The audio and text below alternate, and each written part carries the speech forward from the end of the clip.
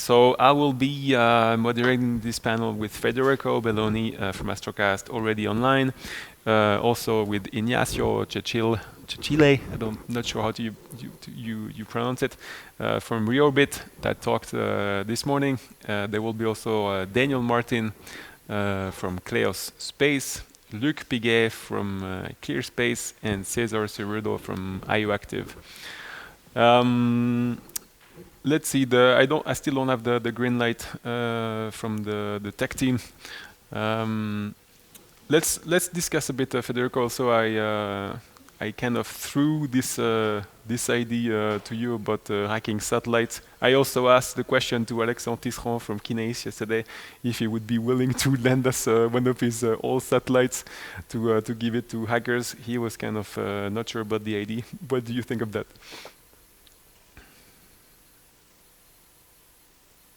So lend a satellite to be hacked maybe a little bit too much at this stage. What we are doing is we are collaborating with some external partners on our side to try to hack on our communication system, to help us to basically do penetration tests on our communication system to validate that. This is important that you do it, because if you are not challenging your implementation, even if you know that there may be already some hole, it's good to have somebody external telling you should improve this and this and this. So maybe you have to go step by step, but trying to hide you and not approach this issue, you probably will pay it in the end. Yeah, totally agree. Let's bring on the panelists. I think everything is working fine. Gentlemen, Luc, Daniel, Ignacio. Hello. Are you guys online? Can you hear us? Yes. Yes, I can hear you. Perfect. Good morning. Thanks again for participating to CYSAT. This is day 3, the last day. This panel is about talking about NewSpace. We talked already about this new approach with Ignacio this morning, and the goal is to see how we can combine potentially NewSpace with security. Let's start by hearing maybe Daniel on the first very general question about security. How important is it to you? Is it important because of your own infrastructure? Is it important because of your clients? They are asking it. Is it important? What are the reasons why you would be or you are interested in securing your infrastructure? So cybersecurity as a general topic rather than just spacecrafts, sure. For me, making sure that the data that we have and the value of the data that we sell is not compromised in any way. We are clearly trying to sell a product, and if this product goes out in the wild and lots of other people have access to it in a completely uncontrolled fashion, that's clearly undesirable. So that is from the customer focused perspective. Yeah, we need to make sure that delivering it, none of that gets compromised. Working then that through the chain, how do I make sure that data isn't compromised in any way? And as a company focus, we are a commercial entity. Everything about what we do is about being a data as a service company. We are aiming to provide data into the hands of analysts to be able to do their job better. So in any part of that chain, I want to make sure that this data isn't released, isn't uncontrolled, isn't unknown. Does that answer your question? Yes, I think it does. To me, it focuses on the data, and the infrastructure is just one way to get the data. Did I get that right? Yeah, so I guess the challenge here is cybersecurity is such a broad question and topic. A lot of this conference has been focusing on so far the technology aspects and the engineering aspects, and of course as an engineer myself, that is the most exciting and fun part, but it's not the only thing when it comes to cybersecurity. So there's also thinking about, let's train my staff, and very much the last talk greatly appreciate that perspective as well. It's making sure the organization as a whole, cyber secure, the checklists and the communication and procedures that you do have security as a mindset as well. Thank you. Let's hear maybe Luc Piguet, CEO of ClearSpace, that was contracted by ESA to do the first debris removal mission, ClearSpace 1. Debris removal is kind of a sensitive service. Obviously, you need to make sure you will be removing the right satellite. What about ClearSpace and you, Luc? What is your approach to security? How important is it for you guys? Your perspective on that. So obviously for us, security is very important, mostly because putting a satellite into orbit is very expensive. And you want to make sure you don't lose control on your asset once you're in operation, right? Now, the risk of having somebody pick up another object than the one we have foreseen is kind of limited by orbital dynamics, because you can actually pick up an object in specific orbits where you're injected, and you have a limited quantity of propellant. I think the major risk for us is mostly making sure that what we start, we can finish, making sure that we can execute and keep control on the operation. And also, obviously, the data part, which is important. Now, you might have seen a few days ago, some radio amateur managed to get down telemetry and video signals from SpaceX launch. And typically that produces images and information, which is trade secret, which belongs to SpaceX and puts it in the public environment. So typically, for the kind of activities we do, it's really important that we can keep our trade secrets, that we can make sure that when we promise an operation, we're going to do it. And obviously, once you're in orbit, you have to make sure you don't lose control of your spacecraft. So yes, and in this perspective, cybersecurity is really important. Mm-hmm. Okay, very clear. Ignacio, what about you at ReOrbit, building modular systems in space? What is your take on security? Well, I think it's somehow pretty aligned to what I put in the slides, that somehow we are trying to find the way of, because we're a startup, so that cannot be overlooked, in a way that we are trying to adopt as early as possible cybersecurity measures from the design process, but taking into account that we need to we need to work towards a proof of concept or a minimum viable product, and somehow there's a delicate balance there, you know, in how much effort you can put in different sort of, let's say, disciplines or aspects. So what I'm saying with this is that our approach at ReOrbit is to have cybersecurity, to have as high awareness as possible from a cybersecurity perspective in the design process, without pretending to overshoot on that. And then the question is like how much it is overshooting and how much it's not. But in some way, we need to balance that with, well, growing like even more, growing other important capabilities of the satellite, of, for example, like, you know, general flight software. So in a way that it's a little bit of a juggling, and I have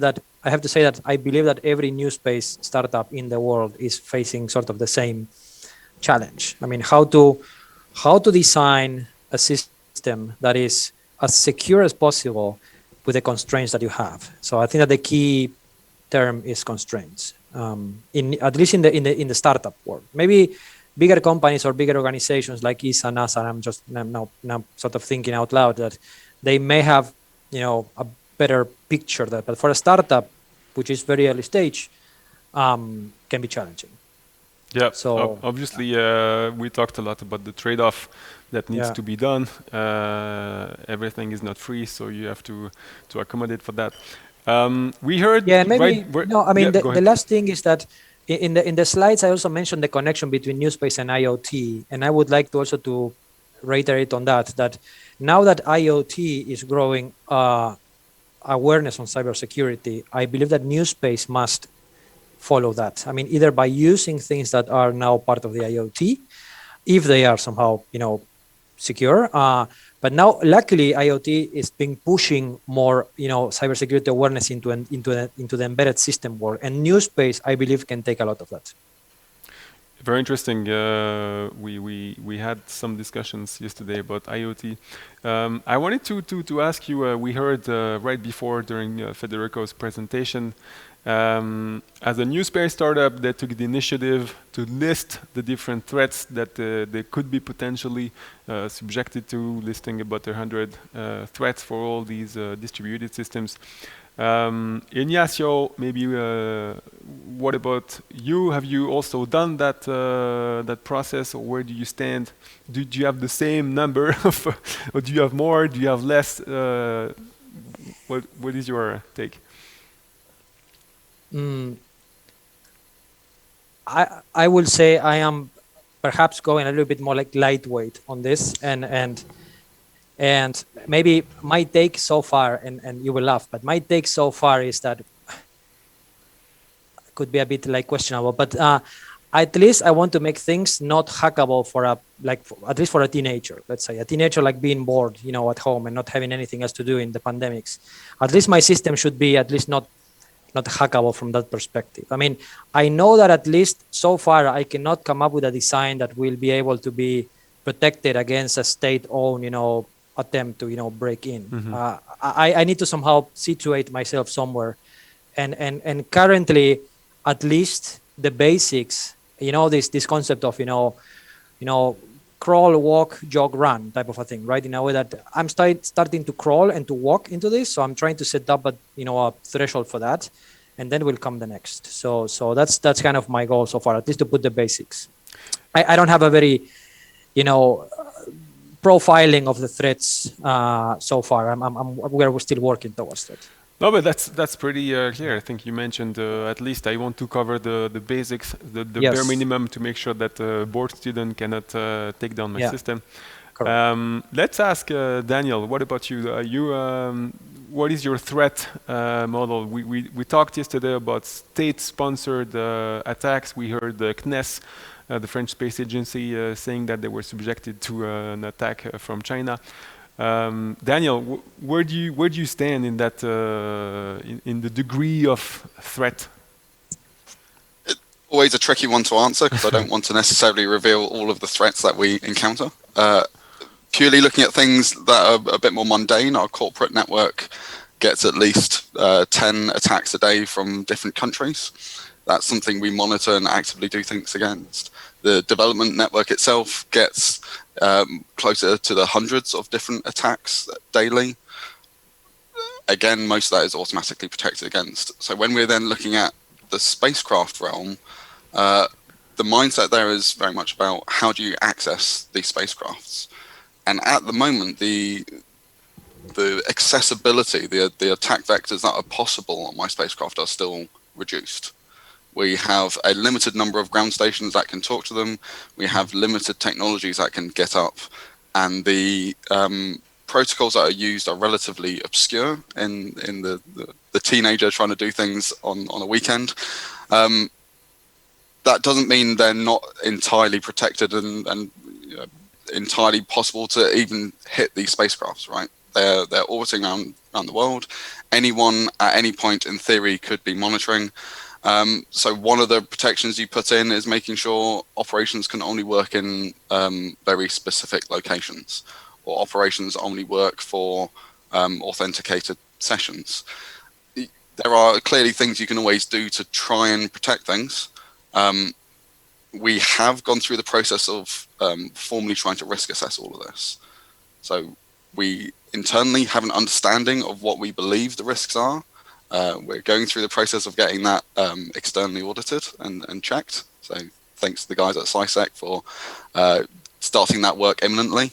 And very much the process for us is trying to understand what we believe the risks are and trying to do something to mitigate them. It's about understanding rather than necessarily always resolving. Yeah, I like when you said that the goal is to minimize the surface of attack. That makes a lot of sense. Luc, what about ClearSpace? Where do you stand? Do you want to prevent potential attacks from the teenagers, or you may be thinking about more scalable or more bigger or powerful attacks from states potentially? I think that in our case, obviously, we're in a very early stage still compared to, for example, Astrocast, which has already several birds flying. We are now design phase, so there's still a lot of things that are on the table worked out. For us, there's obviously a concern that goes beyond the students trying to hack a satellite, mostly because we're very visible, right? The fact that we are very visible, we're out there, we're in the press left and right, makes us naturally a higher interest target. In addition, the kind of operations we do, which are proximity operation, add to this. I mean, it's a challenging target and it's fun, probably might be fun for some people, but also might be presenting risks for other interests in an operation that we could be doing.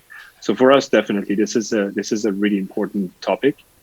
We're still working on the early phases of the mission, defining how ground segments is going to be operating.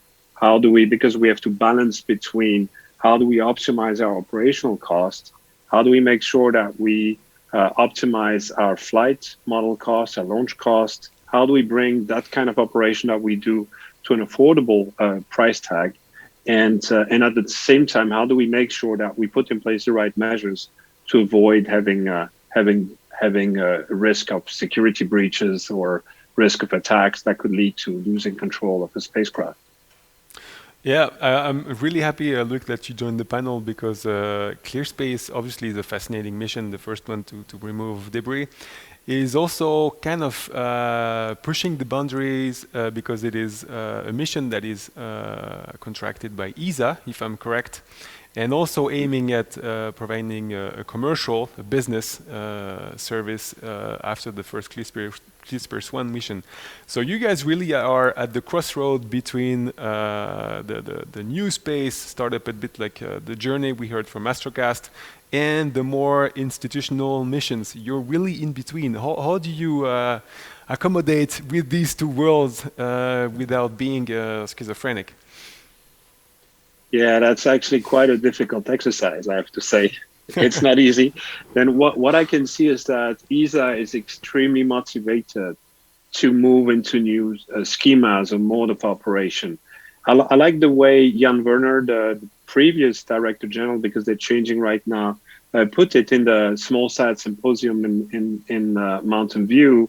He said that ESA is the new space agency, right? So I think there's a real will and interest from ESA to think around new models, to have a more startup-driven approach and a more industrially driven approach. I think this is a lot also due to what SpaceX managed to do in the US, demonstrating that a startup can actually become a main provider for even launching astronauts to the ISS. So that gives, at the same time, it's a big challenge for Europe to remain relevant, to be fast in the way we implement stuff. And it brought ESA to rethink the model. And I think this is a trend that will be accelerating over the coming years. And it's a very good trend, I think, for a lot of startups, because it opens possibilities that a few years ago were just impossible to reach. When we made the first proposal, most of the people told us, this is crazy, they're never going to select you, this is impossible. Once we went through the proposal phase and been selected, people were telling us, you cannot win, it's impossible. And then when we won, the question was whether we can get the support from member states, because that also was impossible. I think we have to look forward, and the ecosystem of startup has to be ambitious and believe that we can bring change and build new models and just build new ways of approaching the problems. But it still is a challenging exercise. I mean, we are day in, day out working with ESA, and the whole question is, what are the processes? What are the standards that bring value? How do we optimize the equation so that we can make a product that is that has an affordable recurring cost and has a shot on the market? And I think this is one of the big challenge of our mission, beyond the technical dimension of it, is to get to something that can be a viable recurring business case. On the mission that we have with ESA, very clearly, there's two of the objective of the service requirements that ESA put in. There's only 4 service requirements. 2 of them are commercially driven. One is to demonstrate technology that are useful that have a commercial future. And the second one is to demonstrate a viable business case for in-orbit servicing. And I think this really drives from the start this program toward a commercial approach. Now, everybody's got their habits, and you have to rewrite some of the things, how you do them. I think it's fantastic for us to have the chance to actually be able to do that with ESA. And we see a very dynamic and very contributing team at ESA. It's great to work with them. It's good to hear. Truly hope it stays this way. Let's hear Cesar from IOActive, security professional. You mentioned during your presentation that you were working with also space operators. The surface of attack is extremely large. We heard it with Federico talking about the IoT ground terminals, the satellite, the backend mission control, cloud. Where would you start as a security? Where would you dig further, or where would you recommend new space operators to put their protection layers? Is the satellite really the tip of the iceberg? Would you start with the satellite itself, or would you, I don't know, where would you go first? Hi, everyone.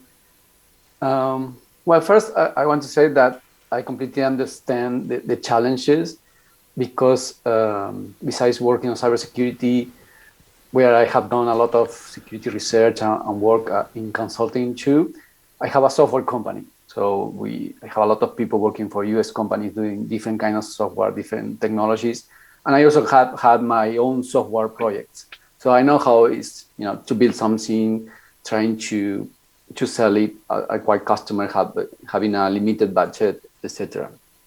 And what is very important is that it doesn't matter if you don't have enough resources, if you have limited budget. It's just to understand that cybersecurity is important. That's a starting point. You have to have in mind that cybersecurity is important, and then try to find out what's the best approach for you to make sure the technology you're working on is going to be at least with a minimum security. And of course, it depends on where you are in the supply chain, in the industry, if you are building just software, if you are building hardware, if you are building a complete solution, or you are just working on a small component, if you're a cloud service provider, etc. It's a very huge ecosystem, and the approach could be different. But another key aspect is education. I mean, people involved in a project, like I said, you have to have in mind that cybersecurity is important, but how you have that in mind is by being educated, by having enough knowledge to know how cybersecurity can affect your project.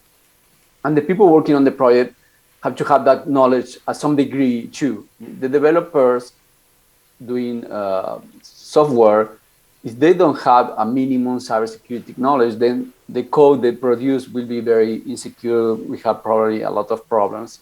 And the same for people working on cloud environments, on services. They have to have some minimum knowledge. And then as the project grows, then you have to make sure that you are not going into next stage without making sure that the current stage is already secure. For instance, I heard some people from the panel saying, okay, we have some limitation. We have to balance what we could do or not without overshooting. Like we have to produce a MVP and have something working.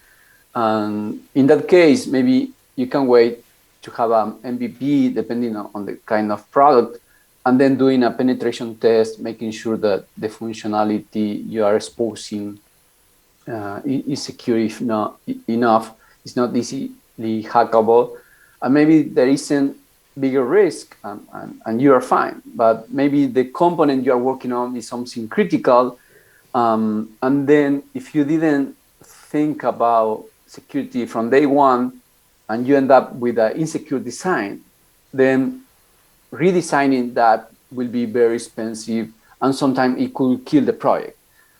And the problem is that because it is a critical component, you can't go to the market with that component being insecure. So in that case, you have a huge problem because probably because of the criticality of the component, the companies that are going to use it will audit it and we find the problem, and then they won't. Yeah, we have seen like these cases in IoT quite a bit, right? Like people deploying connected objects and then realizing that there are millions of them, and it's becoming a huge issue. Yeah, that's right.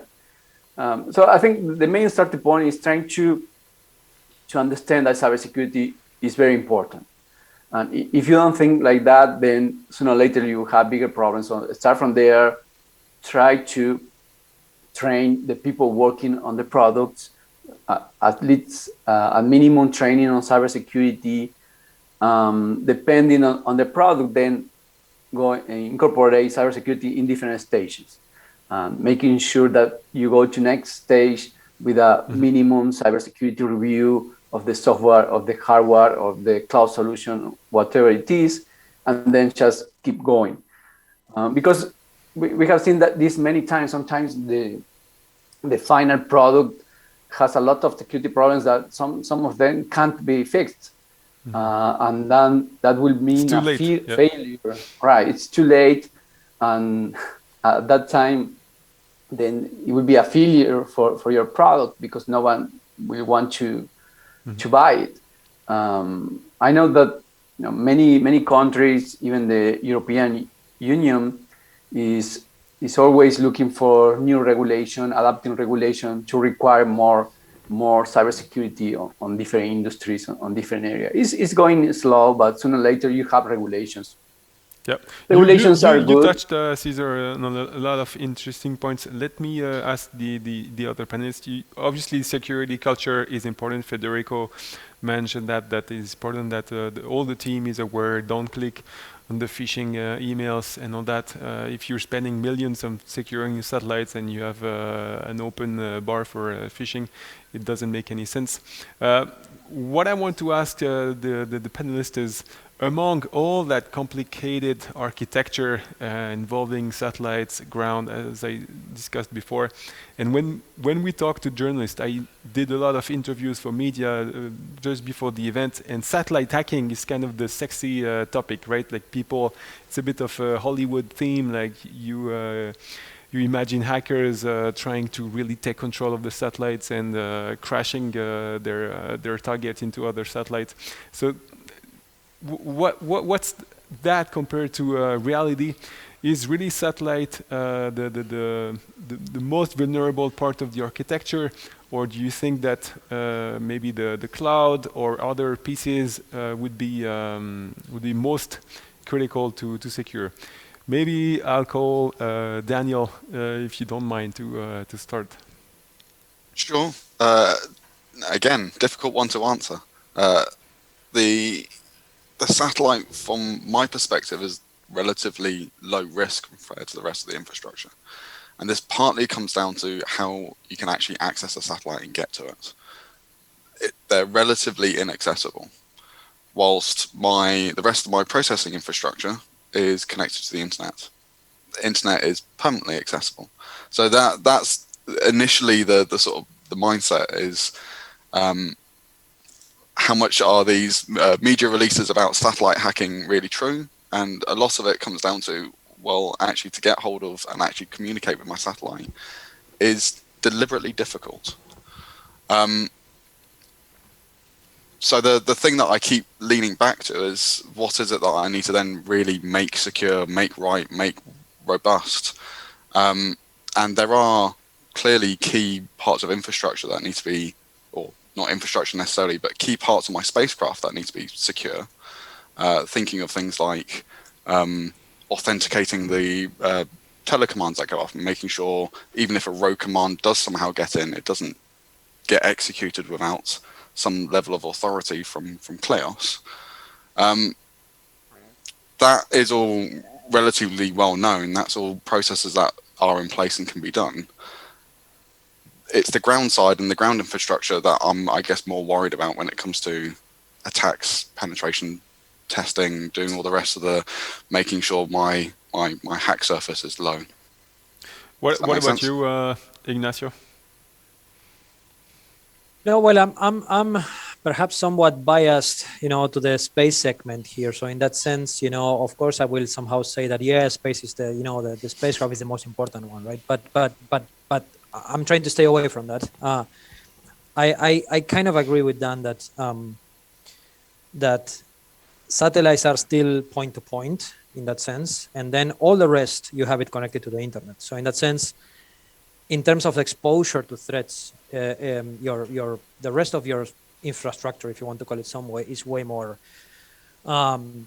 exposed. So in that sense, when I said crawl, walk, jog, run, I think it has to apply to the whole picture. I mean, the biggest picture possible, and that's why it's so challenging, because, as I said, when you're growing your MVP, you're also growing your MVP in general of the other parts of the system, not only the satellite, right? You're also growing your MVP of the ground segment and whatnot. So I have to say that whoever or whatever team is somehow in charge of making things secure, it would be very dangerous to have a preference on either space segment or ground segment. You need to have someone or the right team thinking about the biggest picture possible.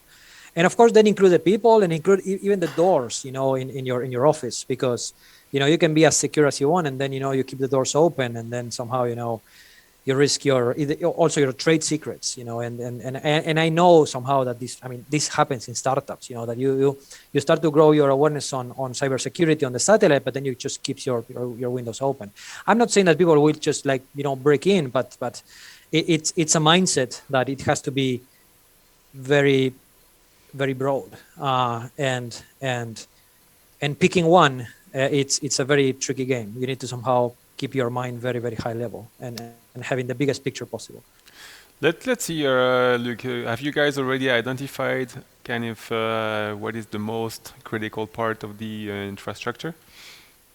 Well, we obviously identify what is the most expensive event, right? I think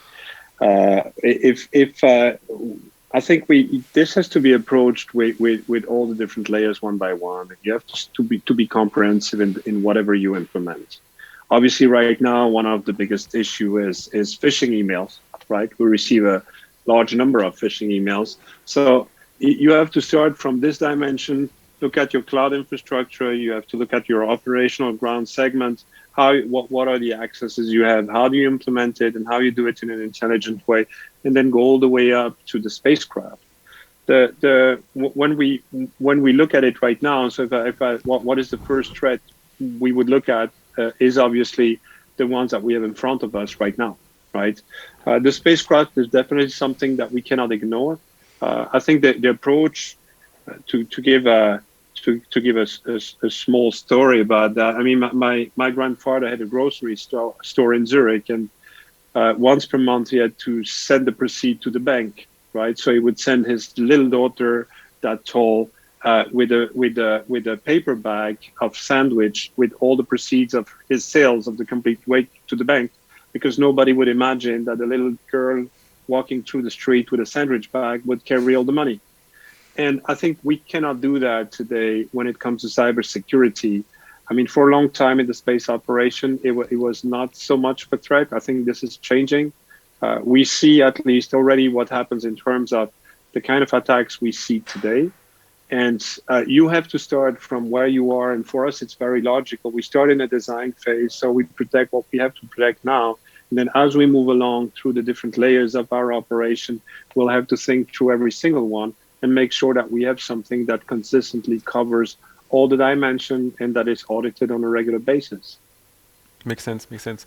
Let's focus for a while on the satellite itself. We talked a lot about the potential benefits of reusing all the knowledge that has been created on security for embedded systems, especially IoT. Maybe start with you, Luc. Since you guys are at the crossroad between the ECSS fully qualified space components and the NewSpace approach, are you planning to kind of take some off-the-shelf components? How much of the NewSpace will you be using versus the standard space? I don't know. We're actually creating some pieces of technology during our mission to bring the cost down on those technologies, right? We selected a set of tech on which we are actually investing when it comes to sensor, robotics, all the payload part, finally, of our mission. And then the other part of this, there's a lot of work done on the software side, how we approach it and how we iterate on it.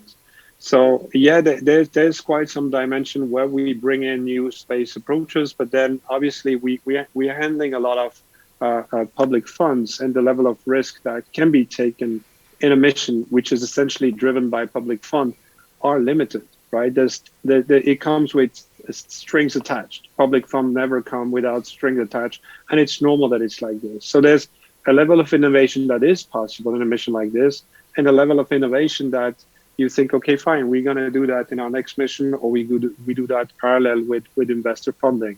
So for us, this is really the approach we have. So we have a baseline, which is relatively secure, but we have a set of technologies we develop because we know we have to bring the cost down on those tech, because you cannot do a recurring flight model that is that expensive, that affordable as we want to achieve with technologies that are expensive or even more expensive than the price of your flight model. So we have to innovate in that sense. And I think ESA is really open to it, but then they also have high expectations, which is normal. I think when you deliver on a mission, you have to demonstrate you get to the right TRL at the right time to avoid ending up at the end of the mission with stuff you can't fly. Yeah. So this is where we stand today, and we're progressing on a roadmap that we defined. So it's a mix. I would say it's a mixed bag. There's some things where we said there we cannot take risk, or we won't take risk, and we might take more risk in the future. Mm-hmm. And some aspects where we have to, because it's fundamental for us to actually make the breakthrough on those tech. Maybe one last question for you, Luc. Specifically about security, we heard during the event that military missions have obviously flown security hardware and software for decades, with usually components or subsystems that were complex, massive in terms of mass, and difficult to interface. Are you planning to use that type of systems? Are you developing anything new? I'm talking about the security part. So I cannot get into the detail of what we're going to fly. Right. What I can say is that for us, it's a really serious topic, right? It's a serious topic. And as I said before, it's one that you have to approach in a comprehensive way. You cannot just solve one spot of the complete chain. You have to really address the complete chain as a complete chain. And this means you have to be consistent in your strategy, how you build it up. For us, one thing that I can say is that our objective is to bring the cost of in-orbit servicing operation down. That's what we do. That's our business. That's what we try to achieve. We try to bring those costs down. So obviously, having expensive stuff, everyone that we look at, we think, how do we make that cheaper? How do we make that lighter? How do we build the same level of security, or how do we live the same level of performance with something that is more cost effective? And that's really the mindset how we approach the complete equation of doing what we try to do here. Yeah, very interesting. Let's hear Federico, since you are extremely familiar with the IoT world, doing IoT yourself. Did you embark any IoT or IoT-inspired components, hardware, software on your satellites? So on the satellite, I would say no. We are not using any standard IoT communication or hardware itself. Or maybe just COTS components in a more general So fashion. yeah, the whole satellite is COTS component, except maybe for the solar cells that are space grade, but the rest is COTS component. We are not at hardware level, yes. At software level, almost nothing. We are normally not using operating systems, for example. So we don't use open source systems available on the market. So more on the proprietary approach. So we develop what we need. Exactly. Yeah, very custom made. What about you, Daniel and Kleos? Are you flying any COTS? I expect maybe, maybe not. And what about security from IoT or other embedded systems? Absolutely. So COTS is very much a thing that people fly nowadays, right? It's how one of the ways in NewSpace that you keep the cost down, and it's by reusing technologies from other systems.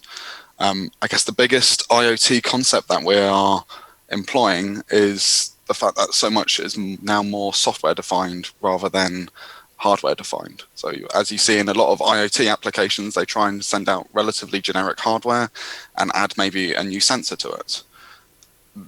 The CubeSat realm is sort of trending in the same way. You're making these relatively standard spacecraft buses. I say relatively standard because everyone needs some level of customization and things being bespoke. And then you make mechanisms to do over-the-air updates and try and learn ways to do that securely. And that's very much a push that the IoT realm is also doing, where in IoT you've got millions of distributed devices. How do you do a mass distributed update on all of those? Arguably, I have a lot less than millions of devices flying around the world. I'd love to have millions. But we still need to think about how do we securely update those, and how do I prevent an update that is not mine getting onto the spacecraft. So that's, I guess, the biggest IoT concept that we adopt. Thank you. What about you, Ignacio, at ReOrbit, flying COTS and security specifically? Yeah, I mean, COTS is I mean, flying COTS is at the very core of our philosophy. So yes, then adopting from IoT. Well, I mean, of course, using some libraries and things that are, I know that they are being used in IoT. So in that sense, there is some part of the software stack that can share something with some DNA with IoT. But yeah, very much so. I mean, very COTS. But how do you combine security and the use of COTS? Maybe that's the question. No, well, that's what I mean. That's the challenge. I mean, that's what we are trying to do as we grow, right? I mean, we try to use these COTS elements. I mean, one thing is the COTS hardware. Well, you can secure it to some extent, but then the hardware is the hardware. And then someone said that the key in NewSpace is the software, and we agree on that. I mean, our architecture is very software defined, and then we just try to grow that software stack with the proper security pieces to somehow make it as secure as possible. But as I said, incrementally, we try to grow this like from step by step. But I think the key is software. I mean, the key is to have a very thick software layer that you can somehow grow, because when you are maturing and then you find something out along the way, and then you need to somehow go back and review something. Well, software is the way, right? I mean, otherwise you need to redesign hardware and go through the painful cycle of manufacturing and whatnot. So I think the key is just to have a very software-defined architecture. Very interesting. Let's hear the reaction of Cesar. We talked yesterday about secure element. They're being very popular in IoT. Manufacturers are seeing growing numbers of secure element being used out there. What would be your recommendation either for hardware-based and software-based security for onboard systems? You mean security in general? I'm talking about the satellite itself. We talked about using secure element for the key generation and storage. Ignacio was mentioning that it's getting more and more software oriented. Where do you draw the line? If you need hardware, if you don't, if you need only software, what are the typical recommendations? I think in general, in all industry, everything is turning to software, like software defined. For instance, 5G is more software defined now. Most new technologies are driven by software because it's the easier and more dynamic thing you can modify and have something working fast. So that should be the key approach, focusing on software. For the hardware part, secure element is important to protect the keys, to have a secure encryption implementation. Some hardware will just store the keys in some flash memory, easy to extract, or sometimes people not familiar with security think that because the keys are embedded in the hardware, no one will be able to extract them, and that's not true. I mean, you can also bypass very strong hardware protection, can be bypassed with the right tools. So if you are not using secure element for encryption, for protecting the keys, then sooner or later your hardware can be compromised. And of course, it's not a magic solution, because on the other side, depending for what you are using encryption, you need a provider that have like an end-to-end solution where on the close side, on the service part, they will have hardware secure modules for managing the keys. You will have security provisionings. You will have all the needed API technology to manage the encryption, especially if you are using for communications, right? And on the software side, if you are building your own software, then you are in control on what you produce. But sometimes when you are using third-party knowledge and you have to use third-party libraries, then you are integrating to your solution some external technology that you don't know if it is secure or not. I mean, the third party could tell you, yes, we are secure, we have been audited, this is secure. But if you don't audit it, then you just are trusting the third party that is secure. And if later there is a problem in the library, in the component, then you will have that problem too. So it's important to not trust and try to always verify that what the companies you are using for a third party, they are really secure. Yep. Thanks a lot. Let me come back about Ignacio's presentation. We talked a bit about the software stack, and especially the operating system. It's the I think 30-year anniversary of Linux. What is your take on the on software and security, especially on the operating system? Vulnerabilities or security features? Well, I have a very strong opinion, against reinventing the wheel. So in that sense, to me, an operating system like Linux provides you with a lot of functionality that otherwise you would have to somehow grow yourself. So in that sense, as I said, for the mindset of eventually operating a satellite like a server on a network, that concept to me goes hand in hand with using Linux for a satellite. And my experience comes from doing that. So I've been, at least in my NewSpace life, I've been using this type of operating systems, and it works. The question that brings is, how you secure. And this is the question that I asked in the presentation. I mean, when you use, for example, some secure shell to access your satellite, you are securing at the highest level of the of the stack. And then the question that I brought, or I was trying to bring, is like, okay, what happens with the the lower layers?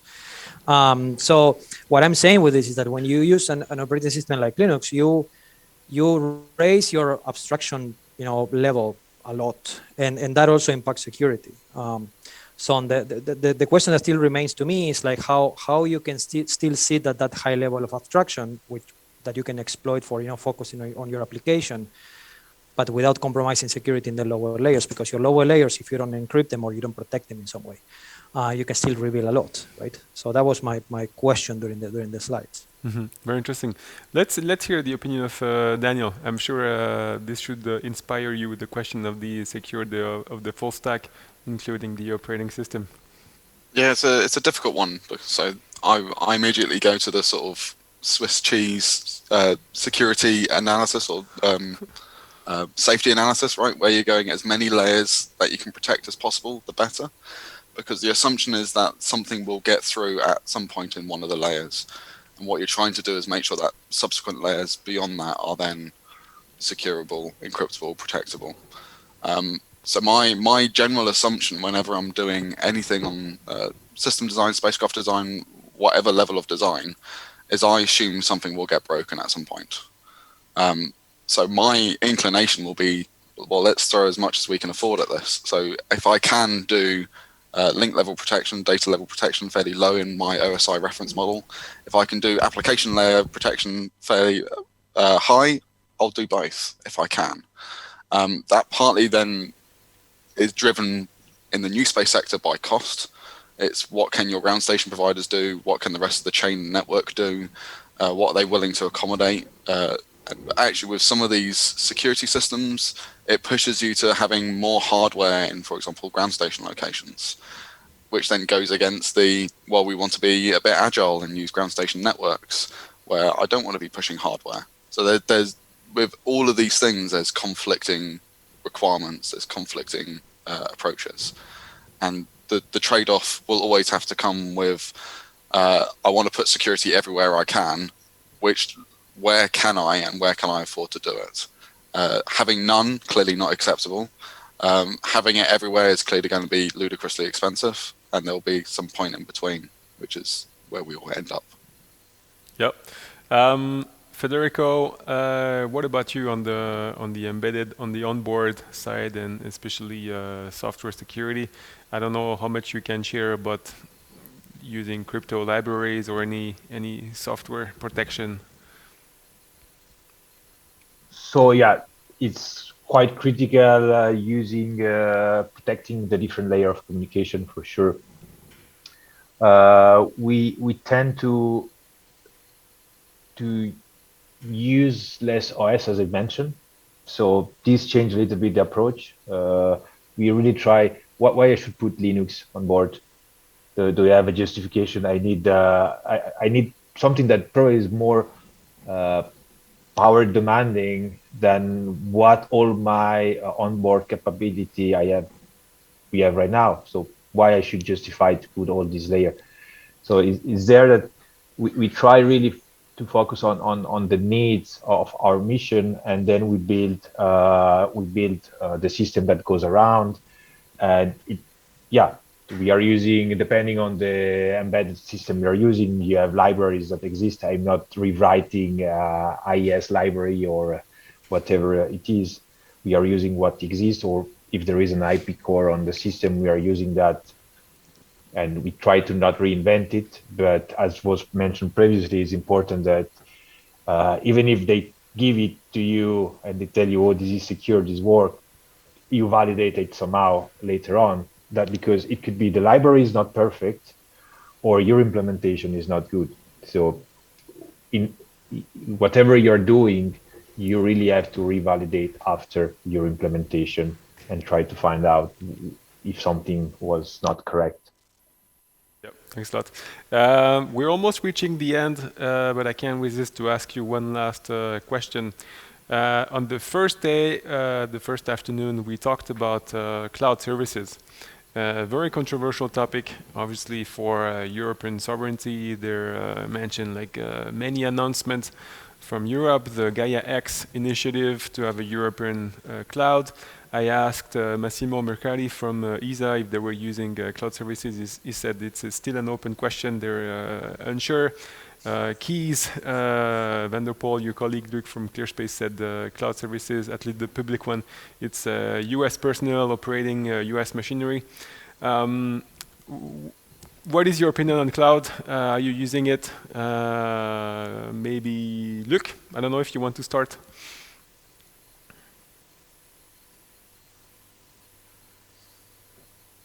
Yeah, so we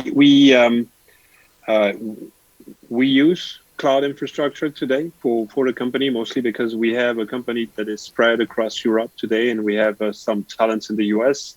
The flexibility that it brings to the company is obviously an advantage, and most of the startups actually do that. Now, one of the discussion we had about that initially was, should we have a server in-house or should we work on the cloud? And our take was, putting in place the same level of security in-house as what Microsoft, for example, or Google has, is going to be too expensive in the initial phase of the company. Just you need logical security, you need physical security, you need to implement the complete infrastructure. You need some bunch of firewalls, reverse proxy, and so on that are quite expensive as an infrastructure initially. When you get started, obviously, you don't have that kind of means. So on an early stage, our assessment was choosing the right cloud infrastructure is going to be safer than having our own server inside of the garage where we're in, right? Now, over time, the question will be, what can we do? What are the constraints that we will have? Essentially, also, we will be facing export limitation constraint and ITAR constraint that will drive some of the choices we'll have to do when it comes to discriminating information. So it's quite a large and complex question. In our perspective, obviously, the cloud brings a huge amount of advantage in flexibility and how you operate. And it's very practical. The question for us still is, how do we improve the security behind it? And that's really what we're looking at. Thank you. I'm curious also to have your opinion, Daniel, on cloud services. Are you using them? I would very much put us in the hybrid camp. So we very much believe in cloud and the sort of content delivery networks that you can achieve through cloud to disseminate data very easily to customers. That's a brilliant thing. But we're still very much in the, when we have a large amount of data, when you're trying to do processing operations, trying to do relatively R&D phases of certain bits of data processing, sticking some of that in the cloud makes some of the billing a bit unpredictable. Let's go with that. So there is a well-known term in most cloud sectors called bill shock, where after your first month of having your cloud service spinning, you go, oh, I have to pay for every single one of those operations, do I? So there's always a careful balance point. So we do a lot of R&D, particularly still on-prem servers, and then have a VPN style networks to get people in. Corporate network, yes, very much. Let's stick that on the cloud because we have a global staff. So we wanted that to be very accessible. Customers, likewise, will be sticking that on the cloud. Again, because it's the content delivery side. It's unlikely that I'm going to be able to stick servers all around the world when organizations like Amazon, Microsoft, or Google do a very good job at distributing them. So the mindset that we very much have is, let's design all of our technologies to be cloud agnostic and ideally also system agnostic, so that certain ones of them can be run on a stack on a bare metal server or in the cloud, and it's the same amount of development effort. Thank you. What about you, Ignacio? My opinion on cloud is yes. I mean, yes, we are definitely using and going to use a lot of cloud services. But yes, there are like two questions out of that, which is how cost scales and vendor locking. I think this agnostic approach is the way to go, because when you get yourself too deep into one cloud provider, well, you can at some point later on, find out that it's not the right for you, and then you have a lot of systems already developed using APIs and whatever. So yes, as agnostic as possible, but my take is yes on cloud. Federico? Yes, definitely. We are using it a lot, and that for us is the only way to do what we are doing with the cost we are doing. There is no way you can deploy the infrastructure we have in-house at this stage and with the same reliability, even though we have seen what happened the last days. Even cloud is sometimes hot, but yeah, definitely we are using that. It gives us a lot of advantages on redundancy that it's quite challenging to do in-house. But it's true that it requires a lot of specific knowledge that you need to have, because it's not because it's on the cloud that is secure. You have to still configure it the right way, so you have to know the tools you are using correctly, because we have seen, there was a few days ago, there was a report on thousands of applications for iOS, Android that they were basically open on the web because they didn't configure correctly the clouds. So it's a big yes, but you need to consider it the right way, and it's not probably the same way you treat the infrastructure locally. It's not the same challenges you have to face. Yeah. Yes, but that will be the takeaway. We're running a bit over time. I had one more question in my pipeline about standards, NewSpace, standards, security. This is all an interesting mix. You asked one question, Ignacio, in your presentation about mentioning CCSDS standards. Luc, also, I think you'll be again torn between the CSS standards and what it takes to run a commercial mission with reasonable cost. Maybe starting with you, Luc, what is your take on standards? Should we build, let's say, pragmatic standards for security and try to impose that to every single satellite that is launched?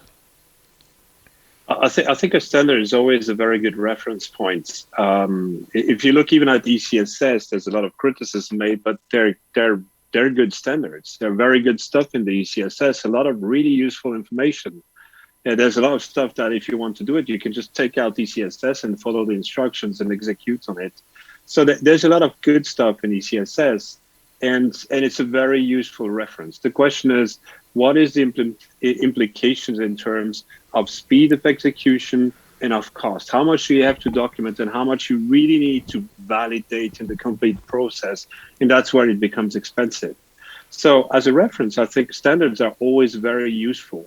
The question is when it should be imposed or when it should be just a reference point where you say, okay, the best practice to do this is this one, right? This is the way we implement it. This is what has been learned. And introduce the learning into a standard is probably useful for a lot of practices.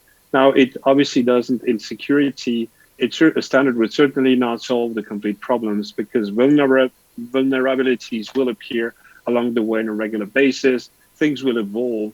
The capability of hackers will increase over time. So I think we cannot have one standard that will just solve the problem. That's going to probably be very helpful to have a standard out that says, okay, that's if you apply that, it gives you a good basis in terms of security overall. It's probably a good thing to do something like this. Now, this is something that will have to be a living document. And the question then is how much of obligation we will put behind it, saying you're forced to validate everything 3 times and document how you validated it. And the challenge we see with some of the standards is that you end up producing more paper than you're producing spacecrafts. And this is where the balance has to be struck. I agree. I just had this formula into my mind. Ignacio, what about standards as a service? Do you think that's a good idea? I don't know. I was just counting. I opened my CCSDS folder while Luc was talking, and I counted 22 files, 22 different standards, and it can get like very crazy. I mean, you can get very lost in the the documents linking to other documents and the reference, the different loops. So, what I think we are lacking as an industry is perhaps a bit of a forum where we could share experiences with CCSDS.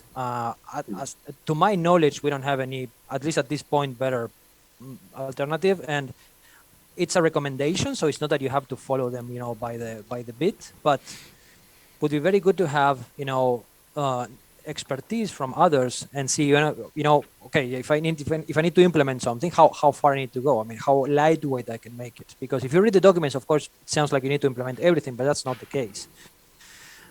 Many times it's application dependent, and of course you need to keep an eye on the compatibility with ground equipment and whatnot. But I think that more collaboration is needed in that sense, and knowledge also from the big guys, knowledge from ESA, coming down to the NewSpace industry and see, what type of things we can just remove, because they say that perfection is achieved when you don't have anything else to remove, right? So I think that's the key to me. Thank you. I'm curious also to have Daniel, your opinion. Did you read the hundreds or even the thousands of pages of standards related to security? Did it inspire you to design the Kleos architecture? So depressingly in my life, yes, I have read by far too many ECSS, ISO, NIST, and whatever else standards. I have come from a background of doing larger and arguably more old space projects.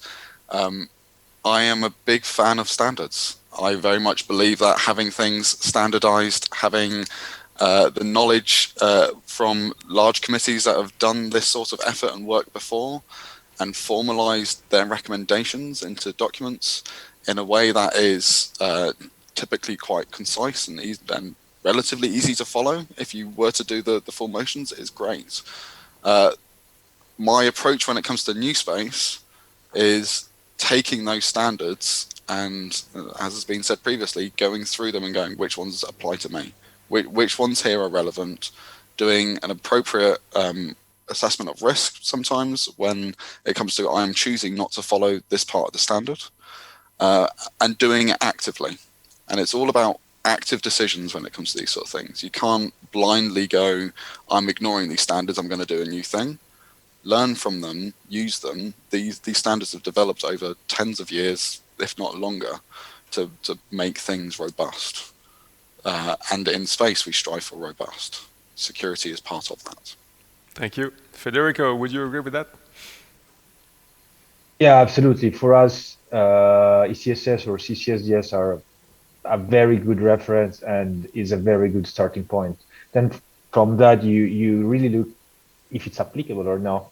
That probably you are the only one that can do it. Well, we had project with ESA and it's very difficult for them. They can support to tell you what for them makes sense, could make sense or no, but you are the one that know your system, what you want to do.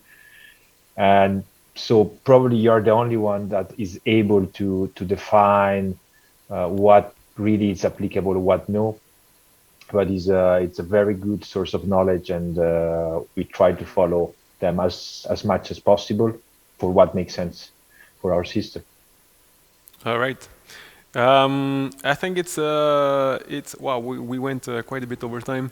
I thank you, gentlemen, a lot. Thank you all for being part of this panel, making the effort to join us for the first edition of CYSAT 2021. Thank you all. Thank you all. Yep, thank you, and Thank thank you you. for inviting. Thank you very much. Thank you. Thank you. Thank you all. Bye. Bye-bye. Bye. Bye.